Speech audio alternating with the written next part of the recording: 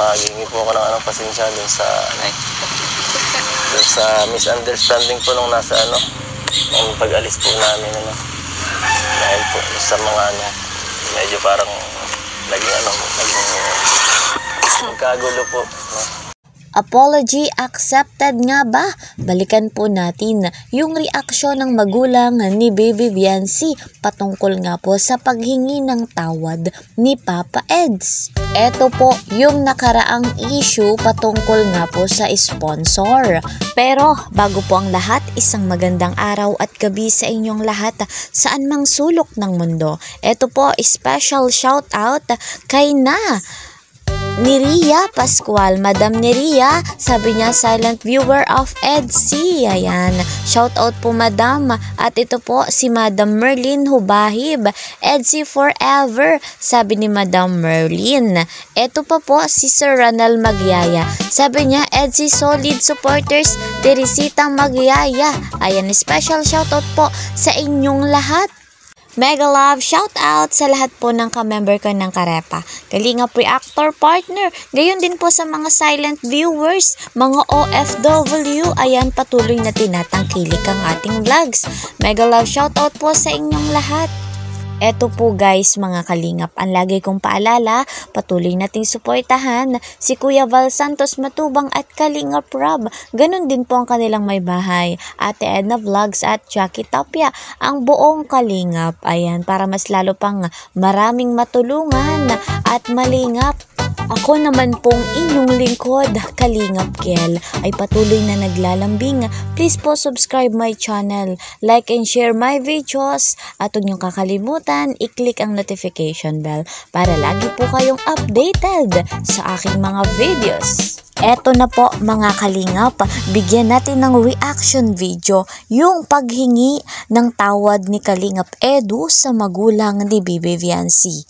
Syempre, credit to the owner of this video, Kalingap Rob. Maghingi po ako ng pasensya dun sa misunderstanding po nung nasa nung pag-alis po namin dahil po sa mga medyo parang naging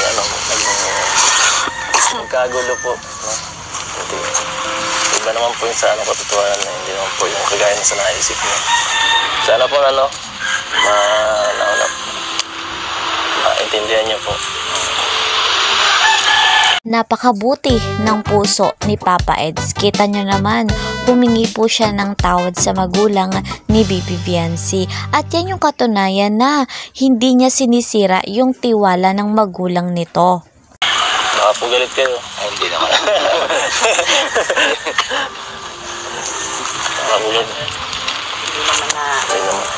Hindi mahirap naman yung magalit kang hindi mo pa alam yung totoo talaga. Dapat alamin mo muna kung ano yun talaga. Sinabi ko naman yun po yun sa kanila. Yes, tamang-tama naman si tatay, yung ama ni Viancy. Mahirap na agad-agad magagalit ka nang hindi mo alam yung katotohanan. Nang galit kayo, may tagasalo naman po ako dito ng sentro.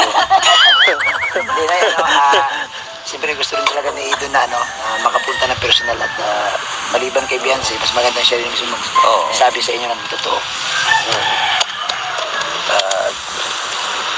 Siyempre, mahirap na.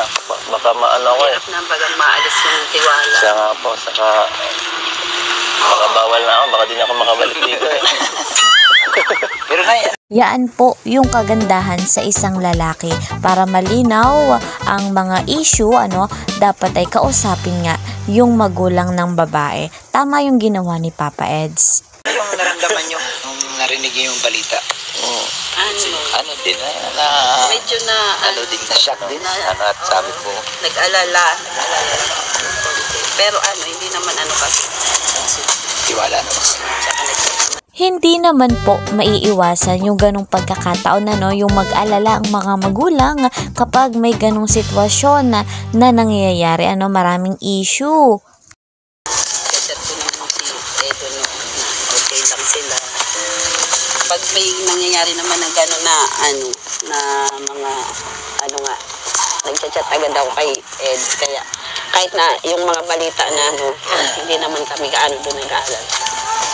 kasi sila naman yung nag-ano sa akin. Kaya ngayon sabi ko kay Biancy, kung sakaling aalis sila tapos may mga ganyan, mag-ano siya agad. Sabi. Oo, magpasabi siya agad para... Yes, tama po yung sinabi nung ina ni Bibi Viancy. Siyempre, kailangan magsabi agad para hindi isipin, alalahanin po kasi yung ganon. Siyempre, kapag magulang, hindi nga po maiiwasan na mag-alala. Minsan hindi nakukonta, hindi sumasagot sa akin. Siya ang sumasagot, si Edo ang sumasagot ulit sa akin. Hindi ko nakukontak. Hindi talaga natawa. Kung hindi si Edo ang mag-chat Tamad sa akin. kasi ito mag-chat eh. Baliktad. Baka naman siguro, gusto rin ni Biancy talaga na si Edo ang magsabi sa inyo dahil si Edo ang nagpaalam ay. Si Edo ang Oo, minsan hindi talaga yan nagre-reply. Kung hindi pa mag-chat si Edo sa akin yun, malalaman ko kung anong nangyayari. Kami kasi yung pinuntahan po doon ay kung saan sa...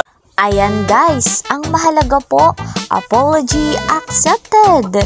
Masaya tayo sa love team na ito at kung meron mang sisingit sa dalawang ito, hindi tayo papayag. Siyempre, malaki na yung tiwalang na ibigay ng magulang ni Bibi Viancy kay Papa Eds. Marami pang araw ang dadating at lilipas sa love team na Edsy. Maraming pagsubok, maraming basher, pero sa kabila ng ganong pangyayari, marami ding mapagtatagumpayan ang love team na ito. Yan guys, hanggang dito na lamang po muna ang ating update patungkol sa love team na Edsy. Maraming salamat po, ingat po kayo palagi.